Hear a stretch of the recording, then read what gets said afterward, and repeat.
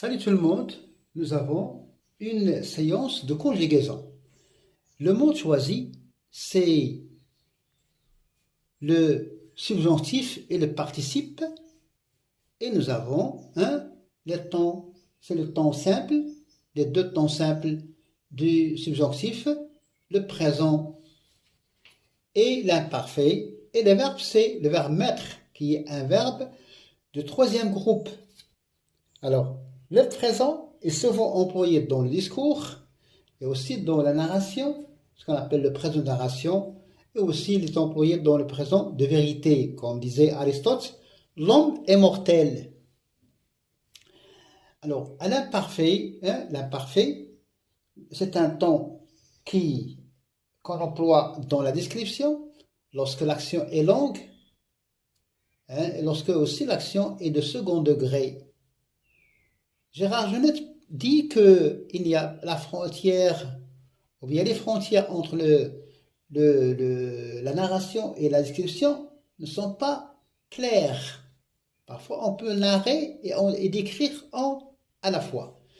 Alors, au présent, que je mette de T, E, que tu mettes de TES, qu'ils mettent de TE, que nous mettions de T, que vous mettiez IEZ, qu'ils mettent ENT.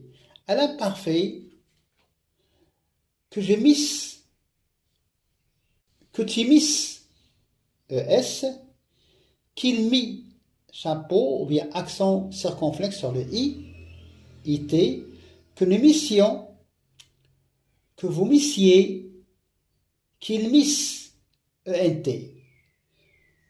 Le participe, certains grammairiens considèrent le participe comme un seul temps. On parle de sans distinction entre le présent et le passé. Ces grammairiens considèrent les modes comme 8.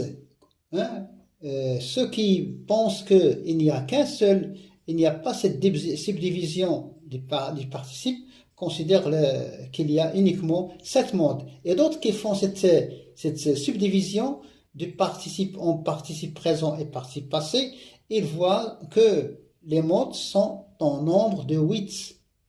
Alors, le participe présent, mettant de T à NT, et au participe passé, mis, ayant mis. Voilà, n'oubliez pas que la répétition